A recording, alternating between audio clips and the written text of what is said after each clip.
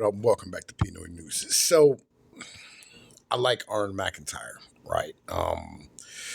Me and him kind of run in the same type of neo-reactionist circles. I think I've talked to him once or twice on Discord. He's a cool guy, as a whole. This guy, the distributist that he has on, I'll be honest with you, I I think I need to poke some holes in his theory a little bit, just to be just just to have the conversation, right? This isn't me attacking a right wing guy, anything like that. Don't get anything misunderstood about any of this shit. It's just I want to stand here and have the real conversation that needs to be had, and that's a very difficult thing for just a lot of people because like it turns them off. So I guess what I'm gonna do is, I'm gonna play his stuff and I'm gonna pause it and I'm gonna chime in, we're gonna have this conversation. So let's get to it.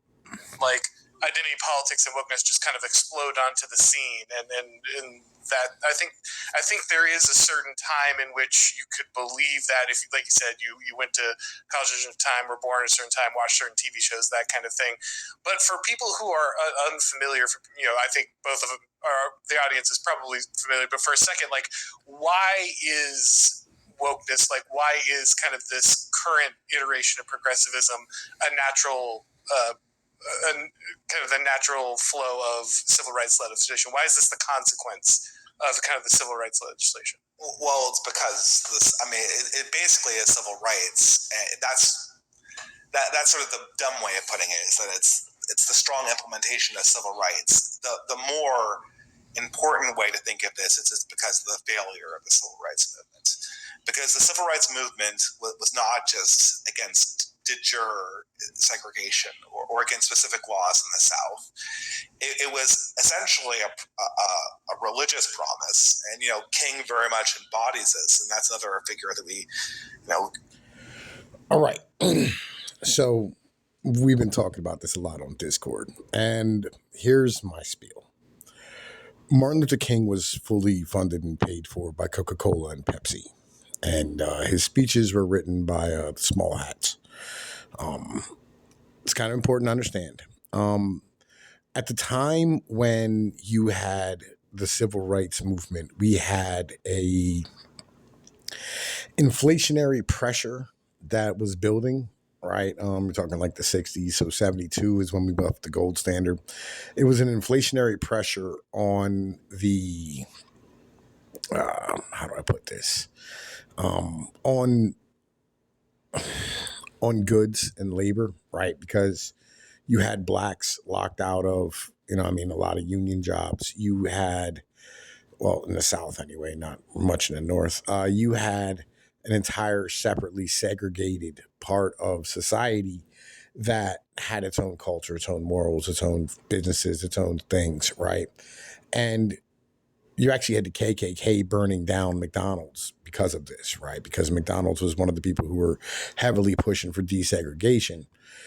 These ideas, right, as a thing, were being pushed hard because of the fact that they wanted to fold the black workforce into the white workforce. And they wanted the blacks to be able to be sold the same goods that they were selling whites because it would allow them to expand, the market share of these of large companies.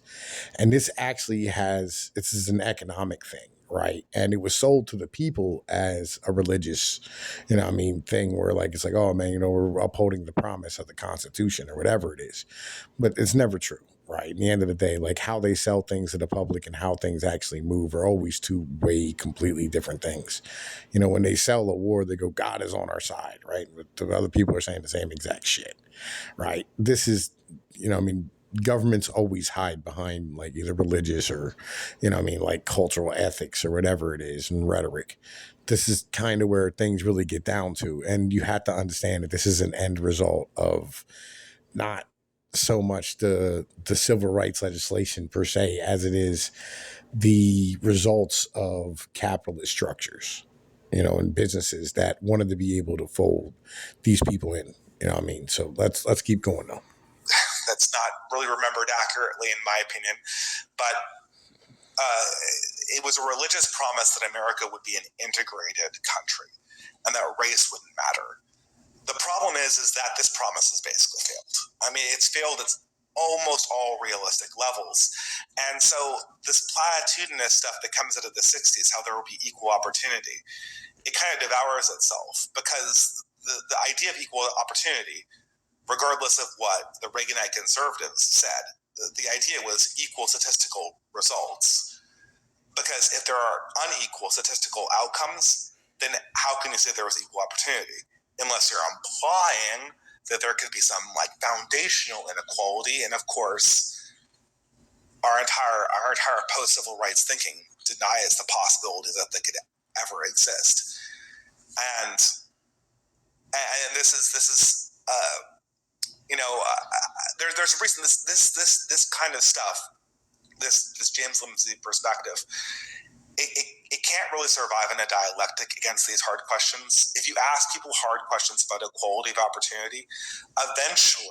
Well, like, the problem comes down to culture, right? And like, none of these people want to have a conversation about culture, and that's really my big issue. Is that, like, the truth of the matter is that they sell themselves as cynics, but like they still like have some belief in the system, right? You know, we'll pull that one out. From, from The Big Short, like, they sell themselves as cynics, but the truth is they still have faith, right? And this isn't a question of whether or not, there's like foundational things. It's a problem of, and it's not a problem of race even, really, in the end of the day. It's a problem of culture, right? And when you have these conversations about culture, you have to ask the question, is culture good? I say yes, right? Because in the end of the day, like, your culture is your family, your geographic structure, your people, your relationships, the things around you that actually matter to human beings. And if you destroy that, you're left as bug men who do nothing but consume. So what's important, right? And can everybody have the same culture? I don't think they can, right? Fundamentally, I don't think people can all have the same exact culture, because number one, it doesn't make any sense. And number two, that's fucking boring and terrible, right? Like, that's the whole, like, like, what sets you apart when everybody's the same?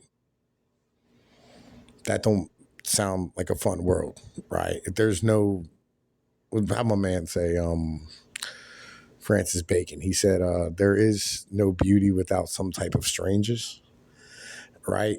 That's a really important premise to understand. In the end of the day, like, if you really do want to have different things, and like, you don't want everybody to be the same, this entire premise of liberalism doesn't work. Because in order to have liberalism, everybody has to have the same beliefs and cultures and structures.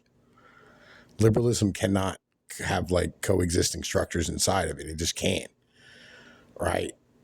On some basic shit. Yeah, you can have like the same foundational laws, but you can't, because, one place is going to want one thing, one place is going to want another. And you're not going to be able to conduct yourself in the same way in both spots. And everything has to go to the Supreme Court repeatedly, over and over and over again. Then you have to have a massive centralized government if you have a larger structure. Like, it ends up leading into totalitarianism. In the end of the day, you have one people who are set apart from everybody else. So none of it makes any sense at the end of the day. Of course, like, I'll be honest, they're not going to talk this out. I'm gonna, because like, I don't, I'm not scared, but then again, I am anonymous. So like, it is what it is. Let's keep rocking. People will realize that this concept is bullshit, and they'll discard it absolutely, or they will become full progressives, or they'll start asking deeper questions about Enlightenment values, like I think you and I eventually did. But you can't maintain the Reaganite Dinesh D'Souza view of equal opportunity that is unsustainable based on the facts we've observed on the ground, and trying to convince yourself that we're just a charter school program away from implementing this, or that if the people administrating Chicago or New York were all disciples of William Buckley, that this problem would go away is nuts, and everyone knows it's nuts, and it's insulting to the intelligence of other people to claim that that's the solution. And so we see in people like James Lindsay and people who I most recently tried to convince talk out of this perspective, Adam and Sitch from the YouTube channel. Well, Adam and Sitch are institutionalists in the end of the day, right? Like, they're pro rah-rah American guys, and they don't have a full grasp and understanding of like a lot of like geopolitical structures and the entirety of like, any type of ideology other than the one that exists right now, because the one that exists right now serves them well, so like it is what it is, like they're there just to do nothing more than make money and be bug men and, consume. That's kind of the problem with Adam and Sitch, you know what I mean? Excuse me. But in the meantime, look, it's Tom P's of Pinoid News. Y'all know the deal. Like, share, and subscribe. I'll at y'all later. Peace.